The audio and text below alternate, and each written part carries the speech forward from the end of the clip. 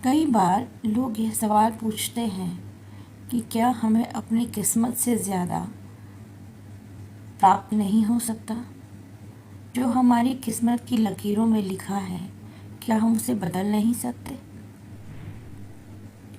मेरे अनुभव में मैंने ये समझा है कि आप अपना भाग्य अवश्य बदल सकते हैं। आपका भाग्य लिखने वाले भी आप स्वयं ही होते हैं। जो भी आपकी किस्मत में या किस्मत की लकीरों में इस जन्म में लिखा है, वह आपके पूर्व जन्म के कर्मों का ही फल है।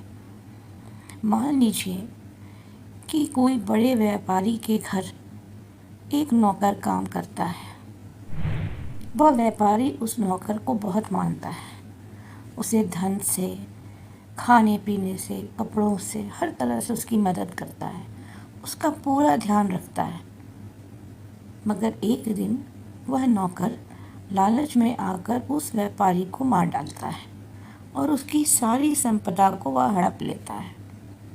तो यहाँ पर उस नौकर ने अपना क्या किस्मत लिखा। हो सकता है उस जन्म में नौकर व्यापारी की सारी संपदा को लेकर एक बहुत ही अच्छी ज़िंदगी जी ले, पर अगले जन्म में उसको अपने इन सारे कर्मों का फल भुगतना पड़ेगा। अब अगर वह नौकर एक नया जन्म लेता है तो हो सकता है उसको उसी व्यापारी के घर दोबारा जन्म लेना पड़े, एक पुत्र के रूप में, और जीवन भर उस व्यापारी को पुत्र बन के सेवा करना पड़े। यह भी हो सकता है कि वह नौकर कहीं और जन्म ले और पूरी जन्म वह अपने भाग्य को बदलने में मेहनत ही करता रह जाए और जो भी काम वह करे वो कभी भी फलित ना हो, उसमें कभी भी उसे सफलता ना मिले। वह व्यापार करे तो व्यापार डूब जाए, वह नौकरी करने जाए तो उसे वहाँ से निकाल दिया जाए और उसे दर दर भटकना पड़े। तो आप जो भी पिछले जन्मों में काम करते हैं, उसका फल आपको उस जन्म में, उसके बाद जन्म में और फिर और भी कई जन्मों में भुगतना पड़ता है अगर आपने अपनी गलतियों को नहीं सुधारा। अगर आप इस जन्म में अच्छे कर्म करते हैं, अच्छे भाव रखते हैं, किसी को दुख नहीं पहुंचाते, किसी का प्रॉपर्टी नहीं हड़पते,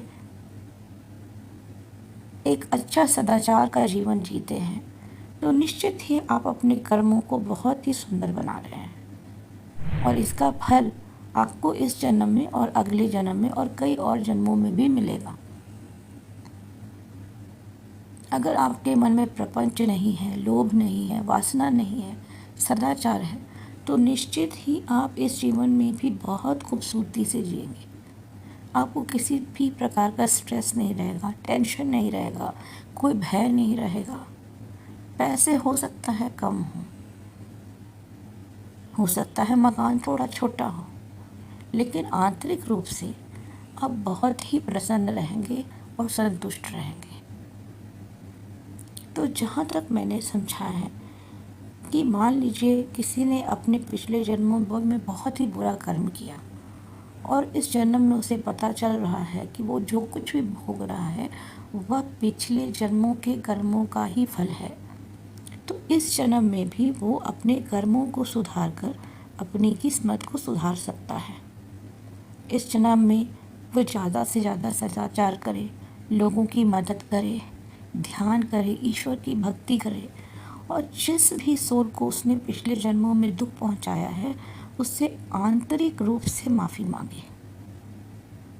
अगर यह आप सच्चे मन से करते हैं तो आप अपने बुरे कर्मों का जो नतीजा है, जो इस जन्म में आपको बुरी किस्मत की तरफ फलित हो रहा है, उसे बदल सकते हैं और बदल ही नहीं सकते, उसे आप बहुत सुंदर भी बना सकते हैं।